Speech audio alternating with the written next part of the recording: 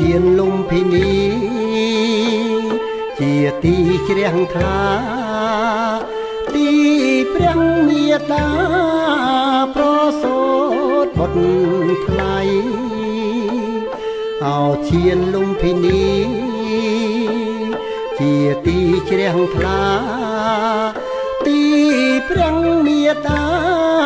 ប្រសូតបុត្រថ្លៃបរមពុទ្ធិសត្វពុទ្ធិញាណយាយដឹកនាំសត្វថ្លៃចេញចាក់ទុកខា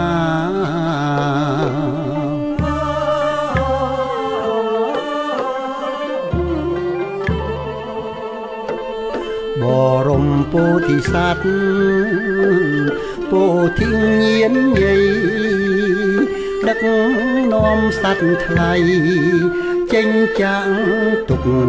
ខាប្រសូតមកភ្លាមស្ដេចឈរសំឡឹងស្ដេចឈររំពឹងថាគ្មាននរណាប្រសូតមកភ្លាមស្ដេចឈរសំឡឹងស្ដេចឈររំពឹងថាគ្មាននរណាទេវលោកព្រហ្មលោក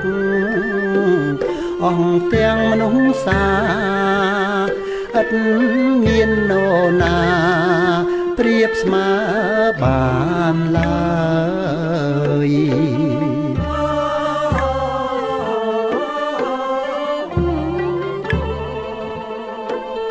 ទេវលោកព្រហ្មលោកអង្គទាំងមនុស្សសាឥតមាននរណាប្រៀបស្មើបានឡើយទ្រង់ឈានទៅមុខ7ជុំហ៊ានព្រះតីក្លាហានចិន្តាឥត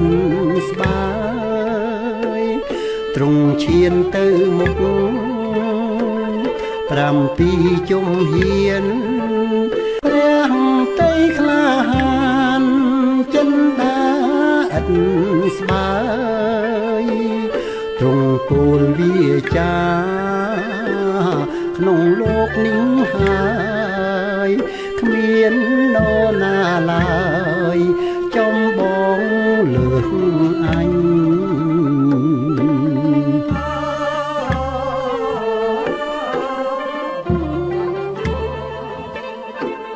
លោក